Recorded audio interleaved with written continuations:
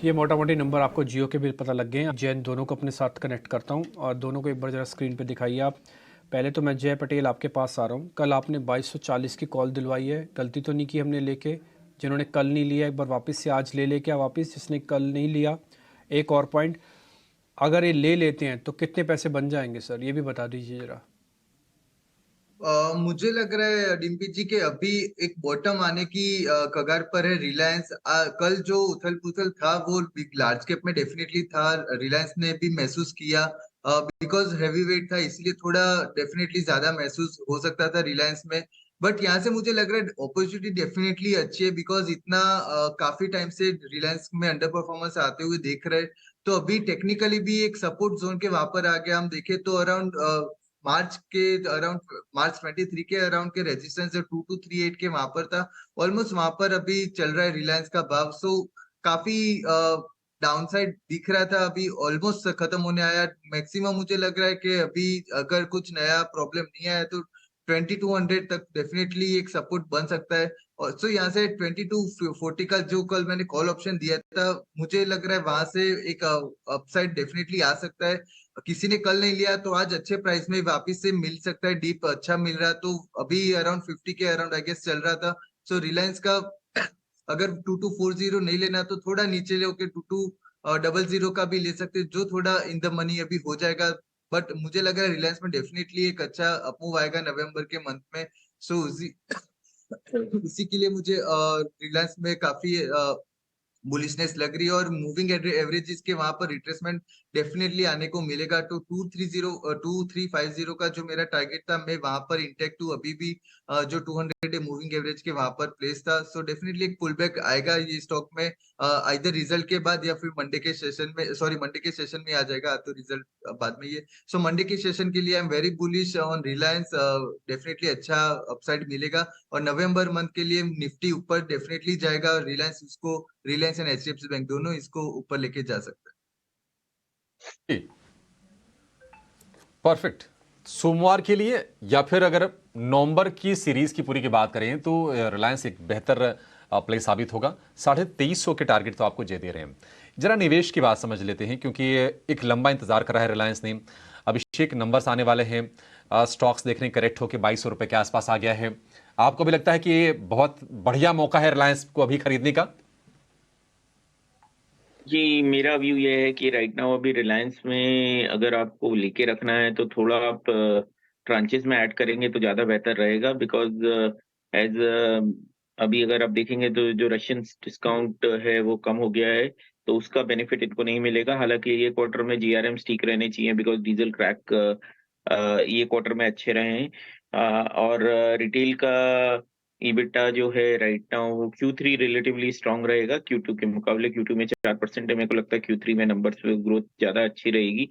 और gas exploration का business में अच्छी growth quarter on quarter basis पे भी और वाई-ओवाई बेसिस पे, दोनों बेस पे आपको दोनों में दिख सकती है।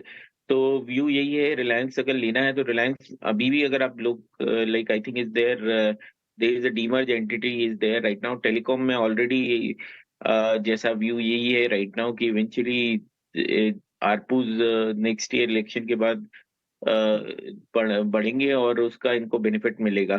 तो I think Reliance is something you can have a view कि भाई आप ट्रांचेस में ऐड कर सकते हैं। आई वुड मार्केट जिस हिसाब से राइट नाउ, अगर लॉन्ग टर्म पोर्टफोलियो है तो आपको डेफिनेटली अभी भी बाय कर सकते हैं। बट व्यू यही है कि और रिलायंस पे रिटर्न्स आई थिंक हमारा व्यू है कि नेक्स्ट 2 साल में ये आपको 3300 से 3400 रुपए यहाँ से आपको कम से कम 50% की तेजी आपको दे सकता है। ठीक है, थोड़ा सा नजरिया आप लंबी अवधि का रखें। बहुत ही सही भाव पर है, वैल्यूएशन ठीक है। 50% की भी रिटर्न की उम्मीद कर सकते हैं रिलायंस से। जी हाँ, आपने सही सुना, बिल्कुल रिलायंस आपको 50% की रिटर्न देने की उम्मीद की क्षमता रखता है यहाँ से 1 से 2 साल के अंदर। नतीजे आ रहे हैं, ये बहुत इंपॉर्टेंट है, ये मार्केट के लिए इंपॉर्टेंट है। अभी तक हम आपके सामने यही बात बोल रहे थे कि सिर्फ नंबर्स आ रहे हैं और निजी नंबर्स हैं, वो बाजार की हेल्प नहीं कर रहे थे। ये पहला ऐसा नंबर होगा जो बाजार की हेल्प करेगा, अगर नंबर ठीक आते हैं तो। पहले जरा स्वामी से एक बार हम नंबर्स के बारे में आइडिया लेते हैं, बताएं आप। स्ट्रीट एस्टिमेट्स की अगर हम बात करें तो रिलायंस के जो Q2 के नंबर्स है वो अच्छे ग्रोथ की तरफ सिग्नल कर रहे हैं ऑन अ सिक्वेंशियल बेसिस। अगर हम देखें तो रेवेन्यू करीब 10% हायर हो सकती है, कंसोलिडेटेड एबिटा 6% से ग्रो कर सकती है और नेट प्रॉफिट जो है वो करीब 11% हायर आने की एक्सपेक्टेशंस है। अब अगर सेगमेंट वाइज अगर हम बात करें तो रिटेल सेगमेंट में जो रेवेन्यू ग्रोथ है वो करीब 6% की एक्सपेक्टेशंस है और एबिटा जो ग्रोथ होगी रिटेल सेगमेंट की वो करीब 4.5 to 5% के आसपास आने की एक्सपेक्टेशंस है। O2C सेगमेंट जो है वहाँ की जो एबिटा है वो 5% ग्रो कर सकती है सिक्वेंशियल बेसिस पे और O2C जो कि गैस एक्सप्लोरेशन सेगमेंट जो है वहाँ पे सबसे हाईएस्ट ग्रोथ आने की एक्सपेक्टेशंस है, करीब 23% सिक्वेंशियल ग्रोथ आने की एक्सपेक्टेशंस है गैस एक्सप्लोरेशन बिजनेस में। अब O2C बिजनेस की अगर हम सबसे पहले बात करें तो वहाँ पे रिफाइनिंग स्ट्रेंथ थी सेकेंड क्वार्टर में, बट थोड़ा बहुत प्लांट शटडाउन के कारण जो नेगेटिव इम्पैक्ट आया था उसका और पेट्रोकेमिकल बिजनेस में जो मार्जिन थे वो भी थोड़े वीकर साइड पे थे, तो थोड़े बहुत जो पॉजिटिव्स थे उसको थोड़ा ऑफसेट कर रहे थे ये दो नेगेटिव पॉइंट्स जो थे और इसीलिए अगर आप देखेंगे तो O2C सेगमेंट का जो रिफाइन एबिटा है वो सिर्फ 5% से ग्रो कर रहा है। अब रिटेल सेगमेंट में जो भी ग्रोथ हमें देखने मिल रहा है वो प्योरली स्टोर एक्सपेंशन और हायर फुटफॉल्स के कारण है, बट जो गैस एक्सप्लोरेशन सेगमेंट है जहाँ पे सबसे ज़्यादा ग्रोथ देखने मिल रहा है करीब 23% का, वो इसी कारण है क्योंकि ऑन अ सिक्वेंशियल बेसिस अगर आप देखेंगे तो गैस प्रोडक्शन भी ज़्यादा था और गैस के रियलाइजेशन भी ज़्यादा थे सेकेंड क्वार्टर ऑफ FY24 पे। तो कुल मिला के अगर हम देखें तो O2C सेगमेंट में और रिटेल सेगमेंट में थोड़ा muted types of growth expected है, बट गैस एक्सप्लोरेशन सेगमेंट में स्ट्रॉन्ग ग्रोथ एक्सपेक्टेड है ऑन अ सिक्वेंशियल बेसिस। ठीक है, मुनाफा अगर 17,800 प्लस करोड़ हो रहा है, मार्जिन इंप्रूव होकर आ रहे हैं, आय अच्छी आ रही है। हमने एक भी एंगल इसमें जो आप एरोग्राफिक्स देख रहे होंगे ना, इसमें एक भी जगह पर आपको कहीं ऐसी कोई दिक्कत खास बड़ी नहीं दिख रही होगी। तो इसलिए मेरा ऐसा मानना है कि रिलायंस इंडस्ट्रीज़ बहुत इंपॉर्टेंट रोल पे और बहुत इंपॉर्टेंट जंक्शन पे अपने नंबर्स दे रहा है, तो इसलिए इसके बारे में समझना जरूर है। इसका एक और पक्ष भी होता है जिसको हम जियो फाइनेंशियल्स कहते हैं, फटाफट से वो भी जान लेते हैं स्वामी से, फिर अभिषेक जैन से और जय पटेल से, दोनों से ज़रा ट्रेडिंग में कन्वर्ट करवाएंगे इसको।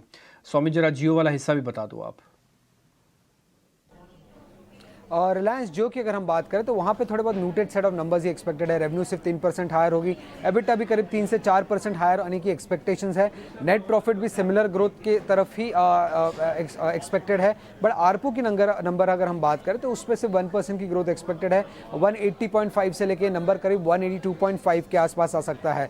सब्सक्राइबर बेस की अगर हम बात करें तो वहाँ पर 6th consecutive quarter of subscriber growth देखने को मिल सकता है जियो और रिलायंस जियो में, और आरपू में जो भी ग्रोथ हमें देखने मिल रहा है 1% का ऑन अ सिक्वेंशियल बेसिस, ये प्योरली इसी कारण है क्योंकि जो सब्सक्राइबर मिक्स है वो इंप्रूव हो रहा है।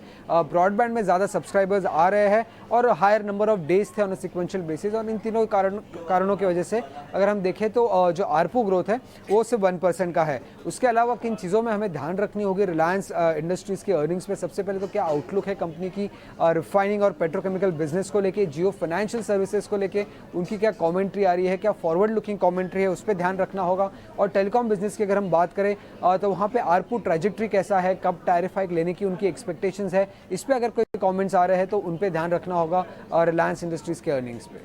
ये मोटा मोटी नंबर आपको जियो के भी पता लग गए हैं।